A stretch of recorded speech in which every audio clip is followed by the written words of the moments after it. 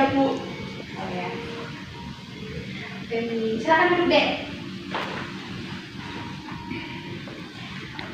Baru pulang dari kampus? Iya. Oh gitu. Ada apa di kampus tadi dek? Ada kuliah sih. Oh kuliah apa? Ya. Oh kampus di mana dek? Di Universitas PGRI Mahadewara Indonesia. Oh gitu.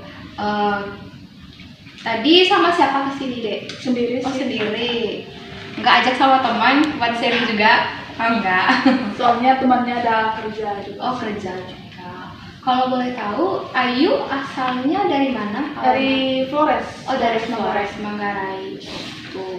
Berarti kuliah jauh dong dari sana ke Iya. sini. Udah pernah pulang kampung?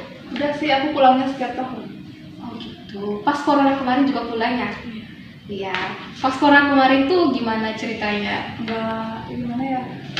Biasa aja sih, cuman pas mau keluar tuh susah. Oh gitu. Iya. Lebih kebanyakan ditinggalin. Oh gitu ya. Berapa bulan di rumah kemarin di Manggarai? Enggak lama, cuman 1 bulan. Oh gitu ya. Sekarang udah semester berapa deh? Semester 7. Oh semester 7, berarti udah mau selesai dong ya? Iya. Oh gitu. Biasa nih kalau mahasiswa tuh yang kayak semester akhir itu pasti banyak masalahnya, bukan masalah sih, kayak banyak mengeluh begitu ya. Benar nggak sih? Oh gitu. Adek apa ya, tinggal di Denpasar sendiri atau gimana deh? Tinggal sendiri. Oh gitu, di mana tuh deh? Kalau ke kampus Ibu. Oh gitu ya. Ini kuliah sambil kerja atau bagaimana? Dulu sih pernah kuliah sambil kerja pas semester awal kan, sama kemarin pas belum KKN, tapi sekarang udah. Oh gitu. Kalau hobi gimana nih hobi biasanya? Kan Hobinya banyak, cuman yang sering aku lakuin itu cuma nyanyi aja sih. Oh nyanyi. Oh pasti suaranya bagus dong kalau sering nyanyi. Pasti biasanya itu ya, kalau nyanyi itu biasanya di kamar mandi pasti suaranya bagus ya. Iya. Terus adek, kabar orang tua adek gimana sih di kampung? Kalau untuk sekarang anak-anak Apa aja ya? Ibu pernah dulu ke Manggarai, tapi di Labuan Bajo, view-nya itu bagus-bagus banget. Iya. Emang di sana tuh bagus-bagus banget tempatnya. Iya, apalagi kan udah maju ya. Iya. Iya. Gitu. Perjalanan ke sini tadi itu kayak gimana sih? Biasa kan Bali macet. Iya, macet sih dikit sama panas. Oh gitu. Tadi perjalanan tadi deh. Panas sih, macet juga. Kalau pulang dari sini nanti mau kemana habis ini? Mau langsung pulang ke kos sih, karena mau buat ini terus. Oh, banyak tugas ya selesai akhir gini. Ya, kalau kan udah proposal ya berarti sekarang. Iya. Penelitiannya di mana deh? Penelitiannya itu di tempat aku ngajar pas praktek, itu di SMK Negeri 1 Sukawati. Oh, berarti PLP 2 pernah ya juga? Di Sukawati juga kan PLP 2? Iya. Oh, gitu. Adek tahu alamat ini, terus tahu ibu juga dari siapa? Kebetulan ada teman kampus sih katanya pernah kesini. Kebetulan tadi aku ada cerita-cerita sama dia, katanya yuk coba ke tempat ini, soalnya aku pernah kesini. Kalau mau minta saran dan masukannya pergi aja ke ini, terus dia kasih alamat. Oh gitu. Soalnya ya. sekarang lagi banyak masalah sih. Oh gitu ya. Udah jalan aja. Nggak usah tegang kok. Baik, sebelum mulai konseling ini, terlebih dahulu Ibu izin untuk membahas tentang bagaimana sih proses konseling yang sebenarnya. Oke. Yang pertama itu untuk memulai suatu konseling itu kita diizinkan setiap klien yang datang ke sini itu diberi waktu sebanyak 45 menit. Gitu deh, selama 45 menit. Jika dalam waktu 45 menit itu permasalahannya belum terselesaikan, kita bisa menegosiasi atau melanjutkan ke hari yang lain juga begitu. Tapi tergantung kliennya mau apa tidak untuk bertemu lagi saat itu begitu deh. Apakah misalnya nih masalah adek belum terselesaikan hari ini, apakah adek mau bertemu atau datang ke tempat ibu lagi untuk melakukan sharing kayak gitu. tergantung kliennya aja sih gitu, tergantung nyamannya atau kayak gimana gitu. Yang mana menurut Adek? Oh gitu ya, Boleh. oh, boleh ya, nggak usah sungkan-sungkan kok datang aja ke sini ya, sama-sama kita mendengar pengalaman Adek, begitu juga pengalaman ibu sebagai konselor gitu. Terlebih dahulu ibu ingin bertanya, Adek itu anaknya keberapa sih? Anak terakhir. Oh, anak terakhir ya. Oh ya. Pendidikan SMA-nya itu dulu dari mana deh? Di mana? Di kampung juga sih. Oh, di kampung juga. Jurusan bahasa juga dulu. Iya. Oh gitu ya. Selama perkuliahan di Bali ini gimana sih perasaan Adek pas kuliah di Bali? Dari awal Adek masuk ke kota Bali itu kayak gimana? Atau dulu Adek pernah mau kuliah di tempat lain, di kota-kota lain begitu? Kalau dari pas ke Bali sih senang karena dulu pas SMA tuh aku emang tujuannya pengen ke sini karena sekalian jalan-jalan juga kan, Oh, karena iya. sini banyak banget pariwisata, jadi itu makanya aku ke sini. Kalau dari awal sampai sekarang sih ya oke-oke aja. Cuman karena sekarang sudah semester akhir, jadi Iya. semakin semesternya ke atas semakin banyak masalah. Tuh, kalau boleh tahu ya, ibu ingin tanya, nggak usah tegang aja ya, kasih aja. Apa ya? Masalah yang sedang Adek alami yang saat ini mengganggu pikiran Adek, yang kayak gitu. Masalah apa sih yang membuat pikiran Adek itu kayak malas kerja tugas, kayak mau lakuin sesuatu itu kayak insecure gitu? Kalau sampai sekarang sih yang buat aku kepikiran sampai kalau misalkan buat tuh kayak keganggu itu, mungkin kalau buat orang-orang masalahnya kecil, tapi buat Ya. aku itu kayak susah tuh. Ya. Gara-gara kemarin aku tuh putus sama pacar aku. Oh gitu. Putusnya itu kenapa deh? Yang putus itu aku, cuman orangnya baik sebenarnya, cuman karena dia itu dari keluarga yang kecukupan dan aku tuh enggak, jadi aku merasa kayak insecure, terus aku kayak pikir aku pantas nggak ya buat dia. Cuman anaknya baik kok, cuman aku yang udahlah. Oh gitu. Awal, maaf ya ibu tanya, awal kenalan sama kakaknya itu di mana? Kenalannya sih sama-sama di Bali. Oh, sama-sama di Bali juga. Berarti pacarnya itu pernah kuliah di Bali juga ya? Iya, dia kuliah di Bali sih. Semester sama juga. Oh gitu ya. Tapi sekarang Adek sering nggak kabar sama dia atau bagaimana? Dulu pas belum putus sih, ya sering pas kita belum sama-sama punya pacaran. Tapi sekarang enggak, karena dia udah punya pacaran. Oh gitu. Aduh, ternyata ini masalah besar ya. Ya sangat rumit lah dunia percintaan ini. Gini deh, misalnya nih, tapi sebelumnya punya nggak sih perasaan kayak gini? Aku yang mutusin, kenapa ya aku yang sakit hati? Terus dianya laki-laki yang aku cinta, yang kayak aku sayang itu, tapi dia kayak biasa-biasa aja. Pernah sih kayak punya perasaan itu? Pernah sih aku mikir kayak gitu, cuman aku balik lagi mikirnya ya aku yang mutusin, ya udahlah biarin aku juga yang nanggung risikonya. Tuh ya. Tapi punya masalah sih kok sampai putus gitu? Udah berapa lama pacarannya dia? Udah 2 tahun yang lalu sih. Udah 2 tahun yang lalu. Masalahnya itu kenapa sih kayak masalah utama gitu deh, yang kayak ya udahlah, biasa kan perempuan tuh sering ubah-ubah mood gitu, ya udahlah putusin aja. Pasti kan punya perasaan kayak gitu. Aku tuh orangnya kayak cepat ilfeel itu kan sama laki-laki. Kalau misalkan dikit-dikit kayak bad moodan gitu. Cuman kayak waktu itu kan suka ubah-ubah kan, terus aku Iya. tuh orangnya kayak cepat ilfeel, jadi kayak cepat bosan juga kan. Ya udahlah, aku yang salah sih sebenarnya, cuman pas sampai sekarang tuh aku sering mikirin dia, kalau misalkan lagi batu-batu kayak merasa keganggu gitu, jadinya nggak fokus Gitu. Aku kesini tuh juga mau minta saran dan masukan dari ibu, gimana sih caranya biar aku tuh fokus dan bisa menerima orang baru gitu. Biar aku nggak kepikiran dia. Oh gitu ya. Tapi pacarnya adik siapa namanya tadi? Putra. Oh, Putra ya.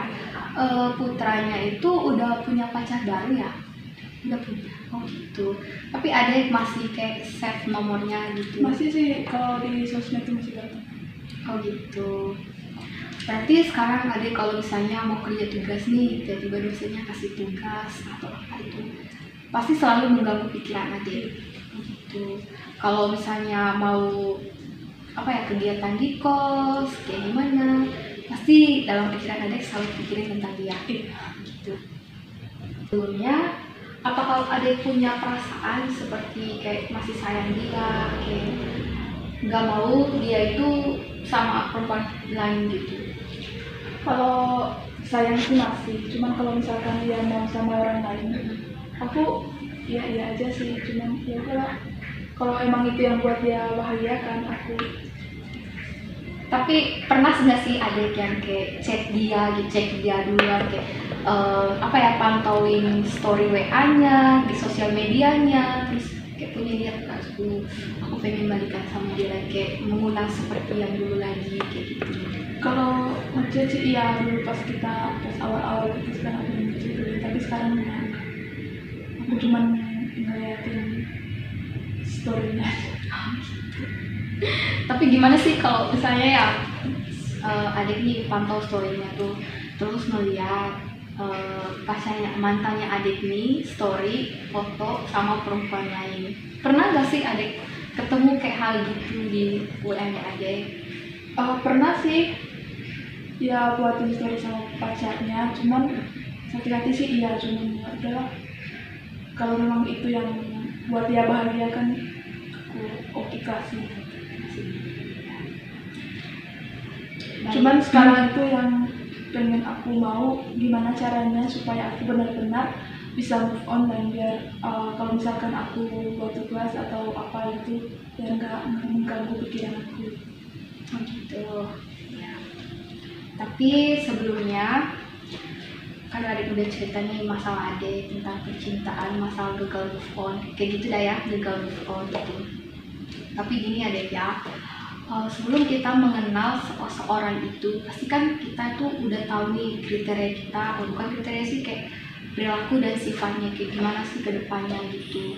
Terus tergantung dari diri adek sih, kalau adek masih punya prinsip untuk melupakan dia, atau kayak punya prinsip untuk menjalankan misi kehidupan adek itu bukan tentang laki-laki tapi tentang masa depan adek. Boleh sih kita pacaran, kita boleh pacaran. Gimana sih manusia yang gak mau pacaran?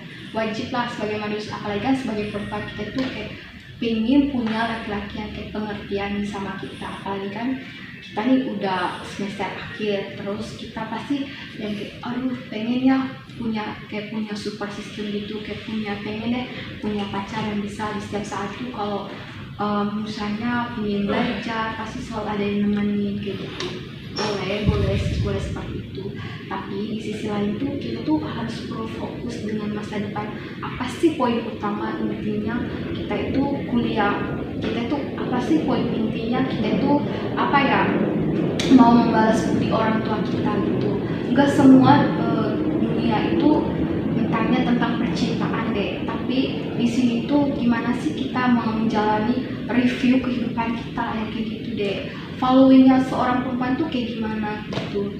Terus kalau misalnya nih adek suatu saat nanti udah selesai kuliah nih, terus lanjut PPG, terus laki-lakinya nih datang lagi, mantannya adek nih datang lagi, apakah adek siap mau nerima dia atau gimana?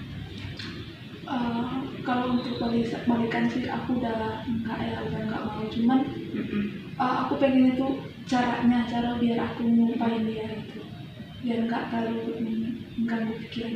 Iya, ibu ngerti dengan persoalan yang adek hadapi sekarang.